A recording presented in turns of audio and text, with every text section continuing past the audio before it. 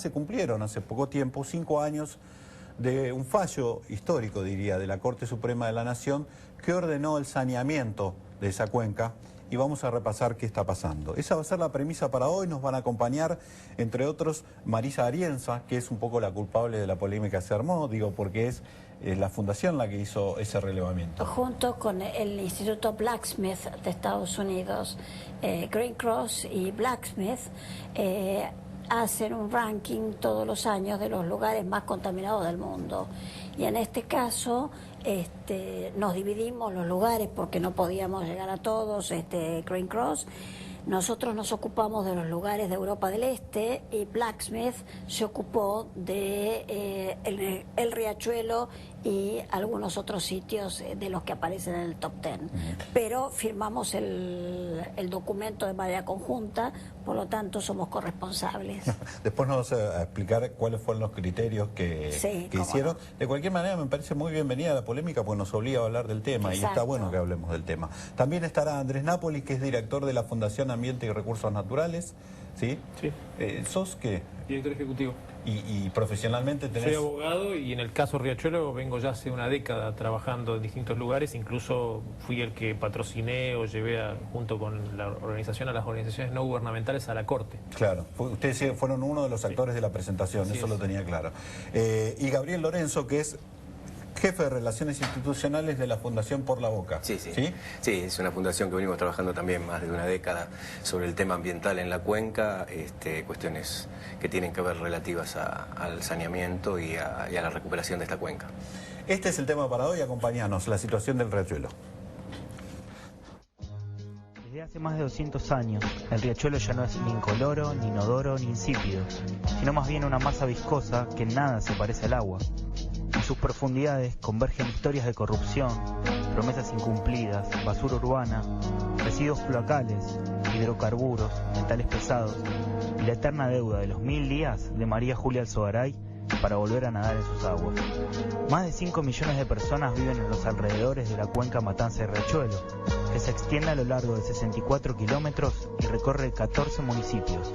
La mayoría de las empresas que se encuentran en las orillas vierten sus desechos al río, tienen permisos precarios o almacenan químicos prohibidos.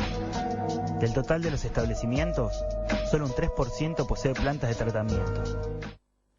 Lo que acabas de ver es un trabajo que hizo en su momento el diario La Nación para su canal online y lo que intenta es describir cuál era la situación de la que se partía. En el próximo bloque vamos a revisar cuál es la situación actual y precisamente usar la polémica que se armó como un disparador para revisar qué es lo que sucede, si la orden de la Corte se está cumpliendo, qué es lo que está pasando.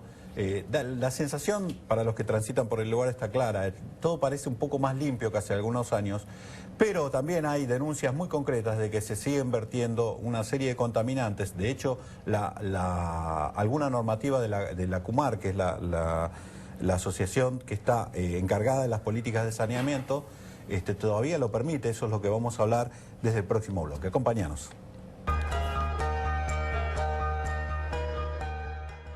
Bueno, lo que vas a ver ahora es precisamente el relevamiento que hicieron estas organizaciones y lo que te muestra es, en el mapa van a aparecer los 10 lugares más contaminados del mundo. Cuando aparece la referencia local tiene que ver precisamente con el Riachuelo. El resto de las referencias, buena parte tienen que ver con África, otras tienen que ver con Asia, hay algunas en Europa Oriental. De alguna manera es un mapa del atraso y la dependencia, digamos. Fíjate que los lugares más desarrollados no tienen ningún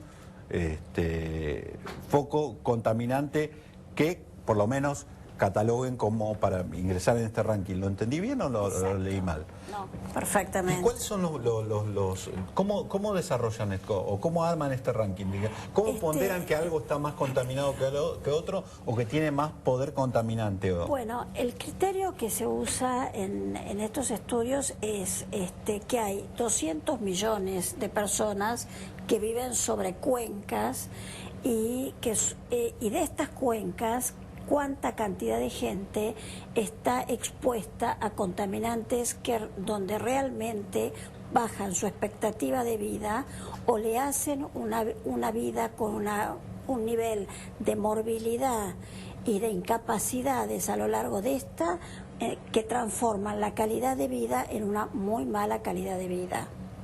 Es decir, no solo las condiciones del foco contaminante, sino su potencial riesgo en función de la cantidad de... no potencial, sino real. Es decir, ¿qué es lo que pasa con la gente que vive en esas cuencas tan contaminadas o en esos lugares tan contaminados, porque Chernobyl no es una cuenca, sino es un sitio contaminado, y que hace que la calidad de vida actual de esa gente sea una calidad de vida mala, con riesgos de salud reales, no solo potenciales, y que transforma el lugar en un lugar, entre comillas, poco apto para vivir.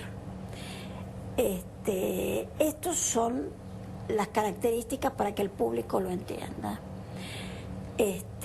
Ahora, lo que causó, digamos, la reacción, porque veíamos en las últimas horas la reacción de los organismos oficiales que salieron a criticar duramente el informe.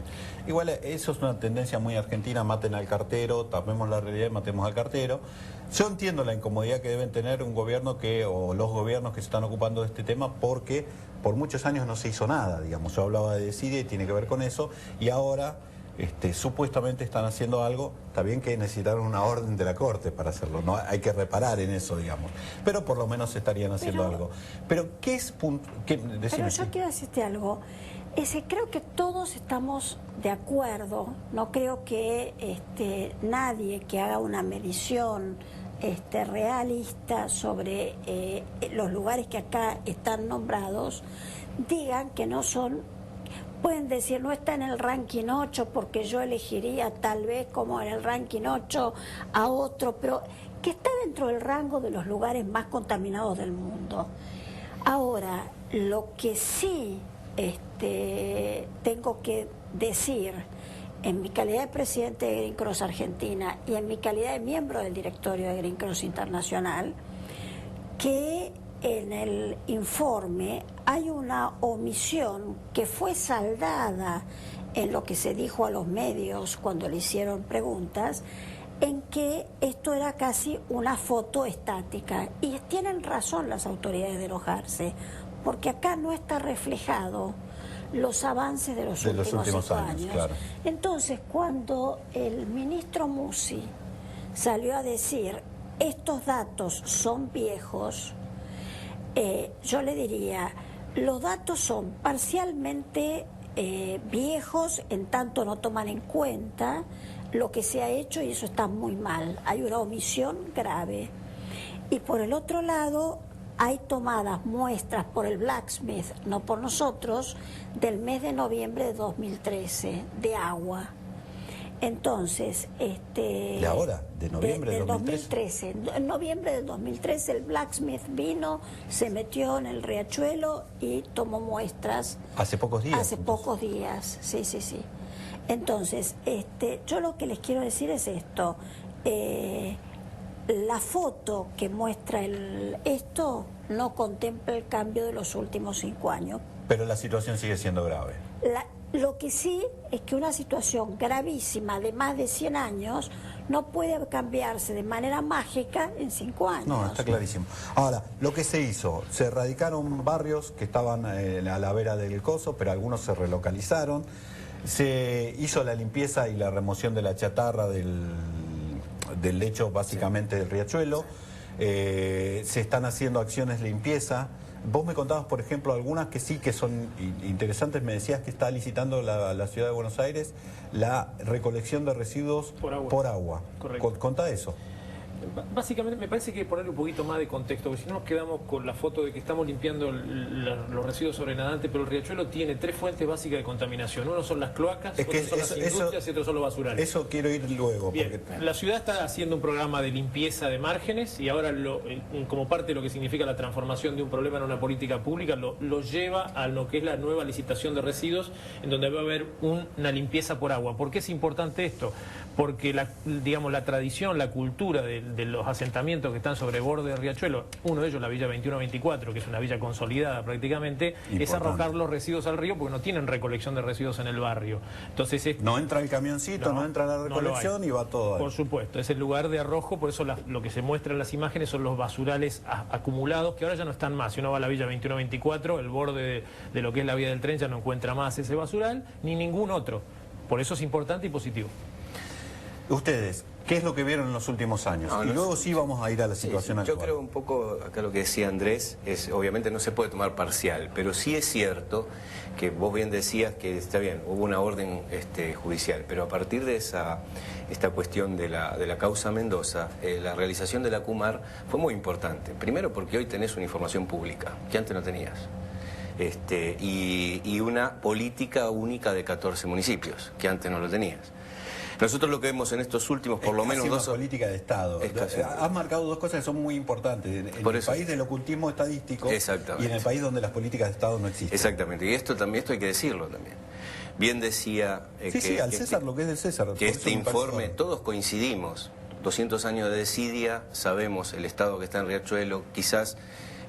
sí está tomado con informes quizás algunos antiguos, otros más nuevos, y creo que no se mostró todo, esto es cierto. Pero nosotros en los 2 últimos años estamos viendo cambios importantes, y muy importantes. Por eso digo que nosotros, nuestra función como fundación es siempre esto de tratar de que el riachuelo no quede en ese gueto, ¿no? De guetizarlo un poco, de decir, no es todo negativo. Hay cosas positivas que se están haciendo, por ejemplo, lo que él decía, está la limpieza del sobrenadante, está el camino de Sirga que se está trabajando sobre eso. Hoy hay casi 500 empresas que están en un plan de reconversión que lo han terminado, otras 1000 que están en un tanto, hay 1000 y pico de agentes contaminantes que lo pueden ver en la página de CUMAR. Hay un control, me parece, más exhaustivo del tema. Creo que ahora últimamente está por salir el tema. AISA está trabajando fuertemente, es algo que no se dice. El trabajo de AISA no se nombra, por ejemplo, ahora, también, sobre el agua potable. Corríjame, pero también está en vigencia la resolución 3 de la CUMAR que permite que determinadas industrias sigan tirando plomo, cromo y arsénico al río. Es correcto. Esa resolución sigue en vigencia. Sí. En eso me parece que hay que plantear nosotros es un reclamo que lo hacemos permanentemente. Se ha fijado, hay 2 resoluciones que hay que ponerlas en conjunto. Uno es... ¿No sería hora de revisar esta resolución? Sí, nosotros estamos hace año y medio pidiendo la revisión de las resoluciones, lo hemos peticionado ante el juzgado, se está intentando hacer una mesa de trabajo, pero hay que unificar 2 cuestiones. Por un lado está el sistema de usos del agua que se ha establecido como el uso que se le estableció para el riachuelo es recreación sin contacto directo. Esto significa que no hay posibilidad de tocar el agua de acá al largo plazo. Sabemos que la cuenca está, digamos, en la zona alta, la cuenca, Cañuelas, San Vicente y todo lo que es la zona de las Heras, los ríos son absolutamente recuperables y podría haber una relación más directa con el agua. Pero esta resolución lo impide o lo unifica. Y además se estableció la resolución de vertidos. ¿Qué pasa con la resolución de vertidos? Para hacerlo fácil. Tendríamos como está planteado hoy, la resolución de vertidos está mirado desde las industrias hacia el río. Y el riachuelo es un río que corre muy poco, entre 3 y 8 metros cúbicos por segundo. Significa que no tiene capacidad para diluir todo lo que se le tira. Entonces hay que hacer un estudio al revés. Hay que saber cuánto es capaz de soportar el río entre cloacales e industriales para después poder cuantificarlo entre las industrias para saber cuánto pueden verter al río. Entonces hay que cambiar un poco la concepción y ese es el reclamo que nosotros hacemos. Porque el riesgo que tenemos es que los planes de reconversión que planteas los hagamos todos y el río sigue igual. No, eso tengo que ir a una pausa. Luego nos van a contar. Vos decías, hay dos nombrados, los residuos industriales y los cloacales. Sí. Te voy a preguntar luego cuáles son más importantes. Me parece que los primeros son los cloacales son más importantes en estas circunstancias. Y vos nombrabas, no se habla de lo que está haciendo AISA. Después vas a contar que creo que tiene que ver con lo mismo, pero luego de esta pausa.